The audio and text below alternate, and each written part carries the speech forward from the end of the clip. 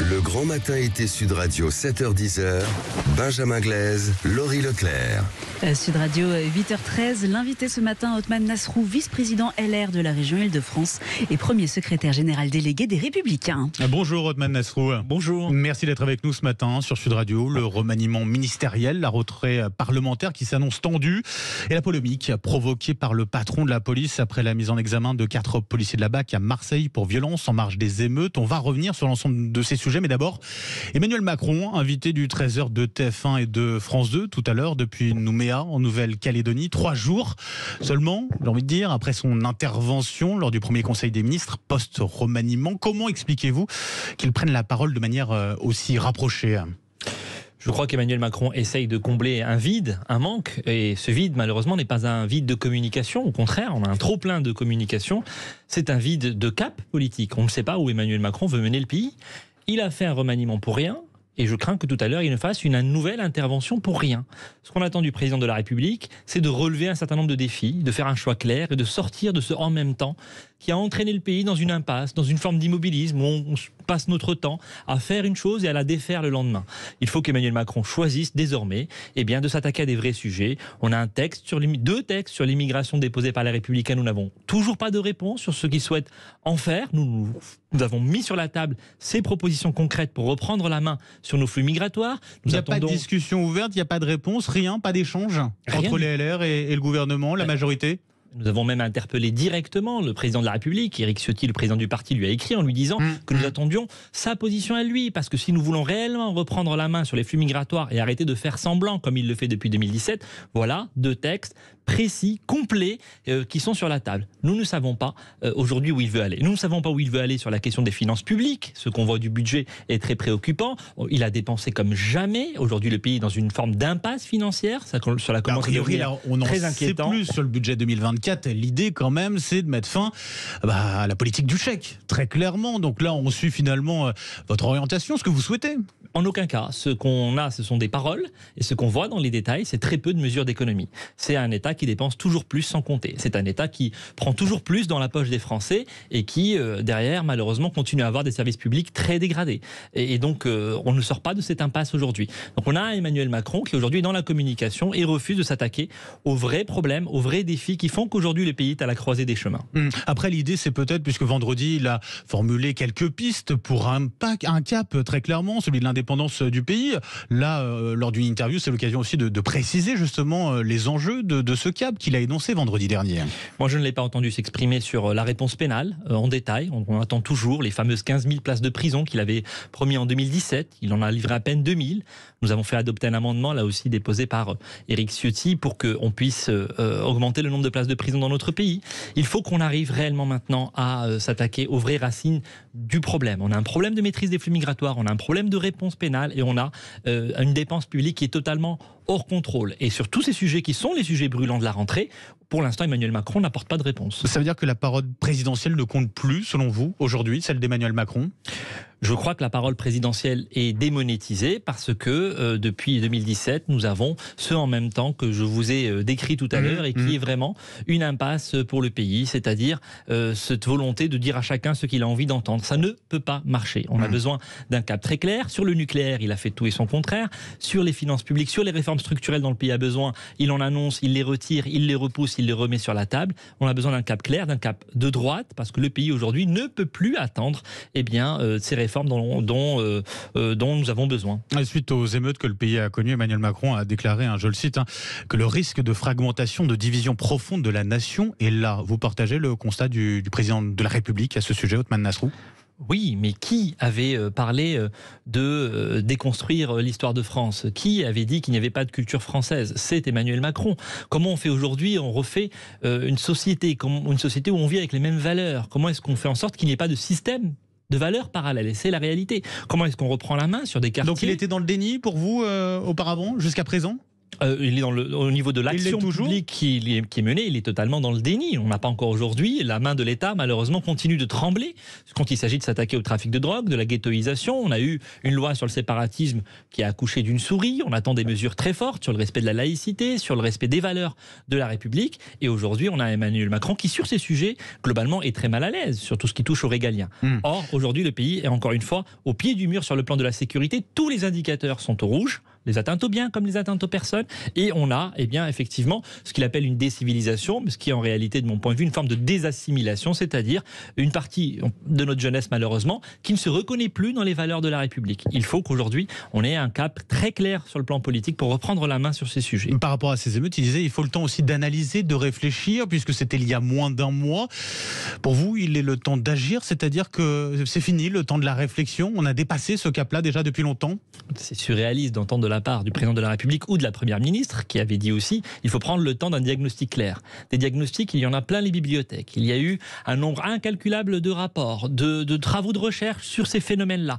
Les problématiques sont connues. Ce qui nous manque aujourd'hui, c'est une volonté politique assumée d'aller au bout de ces sujets-là. Et quand je vois qu'il y a encore un malaise, qu'il y a encore la nécessité de réfléchir, de prendre le temps, nous ne l'avons plus. C'est un luxe que le pays ne peut plus se permettre. On a aujourd'hui des territoires dans lesquels les lois de la République ne s'appliquent pas de manière pleine et entière, et on a une communauté de valeurs qui ne se fait plus. Et on a appris à notre jeunesse, à une partie de notre jeunesse, à détester l'histoire de France, à détester ce qui faisait les fondements de notre République. On a et appris, ça ne peut pas durer. Qui a appris une partie de la gauche, une partie de l'extrême gauche, qui n'a cessé de répéter pendant 10 ans, 20 ans, 30 ans que nous étions dans un pays foncièrement raciste, que nous avions un système presque ségrégationniste. On l'entend encore parfois dans la bouche de Jean-Luc Mélenchon. On l'a vu dans le rapport à la police, dans cette détestation de la police qui était nourrie par l'extrême gauche. Ces gens-là portent une lourde responsabilité dans ce sujet-là. Et Emmanuel Macron, c'est le ventre mou. Pour l'instant, il laisse ces idéologies progresser. Il laisse cette déconstruction de nos repères se faire. Il faut y mettre un terme, et c'est là où on a besoin d'un cap politique très clair. Est-ce que vous êtes favorable, par exemple, à la suppression des allocations familiales pour les parents d'émeutiers ? Pour les parents qui ne font pas leur travail, qui ont démissionné, bien sûr, il faut le faire, et nous l'avions fait. On a déjà des sanctions financières de prévues dans ce cas-là. Oui, mais nous l'avions fait voter une loi en 2010. En 2010, oui. Et malheureusement, François Hollande avait choisi d'abroger cette loi, et aujourd'hui, on voit qu'elle est à nouveau sur la table. C'était pour l'absentéisme scolaire, en l'occurrence. C'était un peu différent, non, là-dessus ? Pas simplement. C'était sur là où les parents ne font pas suffisamment leur travail, sur l'absentéisme scolaire, ce qui est souvent un sujet, parce qu'on a un sujet dans notre pays de décrochage scolaire. Mais ce que je veux dire, c'est que là aussi, on a eu des déclarations fracassantes de la part du gouvernement sur la responsabilisation des parents. Il n'y a toujours rien sur la table. Et donc, c'est à chaque fois la même tactique sur tous les sujets. On fait des déclarations fortes, mais les actes ne suivent pas. Emmanuel Macron qui dit sanctions d'un côté, et puis il faut aussi continuer à accompagner les enfants des familles les plus précaires dans les cités. Pour vous, c'est symptomatique de ce en même temps que vous dénoncez ? Oui, parce que là, ce qu'on a vu, ce ne sont pas simplement des actes d'incivilité. On a des gens des jeunes, malheureusement très jeunes, qui sont passés à l'acte de manière extrêmement violente. On n'est plus dans la prévention là. De tirer les mineurs, la moyenne d'âge 17 ans, en l'occurrence pour les interpellations. Oui, tout le monde sait qu'il faut doubler le nombre de centres éducatifs fermés, qui sont notoirement insuffisants dans notre pays. On ne cesse de le dire depuis des mois et des années. 51, c'est ça en France aujourd'hui ? Il y en a une cinquantaine en France. Il faut au moins le double. Et une fois qu'on a dit cela, je n'ai pas vu du gouvernement une volonté d'aller dans ce sens. Donc, si vous voulez, il y a un déni aujourd'hui de la réalité, un déni d'un certain nombre de phénomènes au sommet de l'État, et ça nous coûte très cher. À Marseille, 4 policiers ont été mis en examen pour violence en marge des émeutes. L'un d'entre eux a été placé en détention provisoire. Le patron de la police nationale fait polémique. Il a déclaré que le savoir en prison l'empêche de dormir. Ce sont ses mots, ce sont des propos déplacés d'après vous, Othman Nasrou ? Moi, j'aimerais qu'on se rende compte de ce que c'est qu'être policier aujourd'hui. Être policier, c'est être pris pour cible. C'est être menacé dans sa vie privée désormais, dans une forme d'impunité totale où il y a des délinquants qui se sentent sur le même plan que les policiers. C'est d'être ciblé par des discours, j'en ai parlé, de l'extrême gauche, qui met le policier et le délinquant sur le même plan. Et donc, il faut vraiment qu'on soit du côté de nos policiers. Il faut vraiment qu'on arrête de les pointer du doigt. Mais ça veut dire que les policiers peuvent être au-dessus de la loi ? Bien sûr que non. Quand il y a des fautes individuelles, elles sont établies, il y a des enquêtes, il y a des jugements, et la police est le corps le plus inspecté de notre pays. Voilà. Donc, ça ne veut pas dire dire qu'il n'y a jamais d'erreur, qu'il n'y a jamais de faute, qu'il n'y a pas des manquements personnels qu'il faut sanctionner. Mais cette idée qui s'installe dans notre pays chez certains que c'est structurel, que la police est structurellement en défaut, c'est une idée terrible. Et je vous rappelle qu'on qu'on est à un moment où on a du mal à recruter, y compris d'ailleurs des policiers, y compris des forces de sécurité. On a des Jeux Olympiques qui vont arriver bientôt et on fait tout pour décourager ceux qui font ce travail au péril de leur vie. Donc il faut qu'on soit solidaire de nos policiers. S'il y a des fautes, elles ont vocation à être sanctionnées et c'est le cas. C'est le cas dans notre pays, mais il faut là aussi qu'on réaffirme tous ensemble un soutien à nos policiers parce que aujourd'hui ils se sont devenus des cibles et des cibles faciles pour beaucoup de politiques et pour beaucoup de délinquants. Du côté des élus de la NUP, on dénonce une attaque en règle inouïe contre notre République. Certains parlent de mutinerie, de séparatisme de la part de la hiérarchie policière. Vous leur répondez quoi concrètement aujourd'hui ? Écoutez, entendre des élus de la NUPES parler de séparatisme, j'ai envie de vous dire qu'ils connaissent bien le sujet puisqu'ils en ont été les avocats, les défenseurs et même les catalyseurs. Bon, je vous l'ai dit, il y a des élus qui portent cette idéologie de la déconstruction, qui ont nourri le séparatisme. Un certain nombre de ces élus ont manifesté aux côtés du CCIF, un organisme qui a été dissous. Donc le séparatisme, ils connaissent, ils le favorisent. Donc je trouve qu'ils sont très mal placés pour donner ces leçons. Après voilà, moi je ne rentre pas dans le débat qui est celui interne à la police elle-même, qui est encore une fois. Mais ce que je veux vous dire, et je vais être très clair là-dessus, arrêtons de pointer du doigt la police. J'aurais aimé que les élus de la NUPES aient le même discours quand il s'agissait de condamner les violences des émeutes. Parce que je vous rappelle que pour beaucoup, notamment à la France insoumise, ils ne l'ont pas fait. Donc vous voyez, dès que ce sont les policiers qui sont en cause, on les entend tout de suite. Mais quand ce sont les délinquants qui passent à l'action, on ne les entend plus. Et donc cette extrême gauche-là, aujourd'hui, elle est dangereuse pour notre pays. C'est-à-dire que, par exemple, à Marseille, là, ces centaines de policiers qui se sont mis en arrêt maladie en soutien à leurs collègues, vous les soutenez très clairement ? Je veux juste vous dire, là aussi... Ça vous dérange pas un petit peu ? Non, mais ce qui me dérange, c'est qu'on ne veuille pas reconnaître qu'aujourd'hui, être policier est très difficile. Ça, vous l'avez dit, effectivement. Oui, mais c'est important. Donc je pense que derrière leur mobilisation, il n'y a pas simplement la question de ces policiers-là, il n'y a pas simplement cette question-là, il y a la question de ne pas se sentir soutenu par la classe politique, de ne pas se sentir soutenus dans leur travail. Et donc, on doit leur manifester un soutien. Je comprends qu'il y a un malaise aujourd'hui de certains policiers et que certains se sentent désœuvrés. Ça ne veut pas dire que je valide cette action-là en particulier, mais que si on ne reconnaît pas qu'il y a un malaise aujourd'hui dans notre police et qu'on les laisse être pris pour cible par des délinquants et par des politiques, eh bien, je crois qu'on n'arrivera pas à donner à notre police le soutien qu'elle mérite. Pour vous, il n'y a pas de débat à avoir, à ouvrir sur la question des violences policières dans ce pays ? Non, et le terme violence policière est un terme qui laisse penser que la police est structurellement violente. S'il y a des fautes individuelles, elles sont sanctionnées. Mais aujourd'hui, le problème qu'on a dans notre pays, c'est un problème d'insécurité, c'est un problème d'impunité des délinquants, c'est un problème d'ordre public que nous n'arrivons plus à assumer. Et ça n'est pas la police qui doit aujourd'hui être réformée, c'est au contraire la réponse pénale qui n'est pas à la hauteur et qui nourrit ce sentiment d'impunité des délinquants. Venons-en au remaniement, Othmane Nasrou. 8 nouveaux ministres, donc au final. Qu'est-ce que vous retenez de ce remaniement? Qu'est-ce qui vous inspire? Rien du tout. Le président de la République a le droit de remanier. Je crois que ça ne change rien. Je crois d'ailleurs que ça s'est fait dans l'indifférence générale, et ça c'est très préoccupant pour la vie politique en général, parce que j'ai le sentiment qu'il n'y a pas un grand intérêt des Français pour ce remaniement, parce qu'il n'est le signe d'aucun changement de cap politique, parce qu'il n'est le signe d'aucune mesure concrète qui est susceptible, contrairement à ce que dit le président de la République, de changer la vie ou de changer le quotidien des Français, de changer la vie en vrai.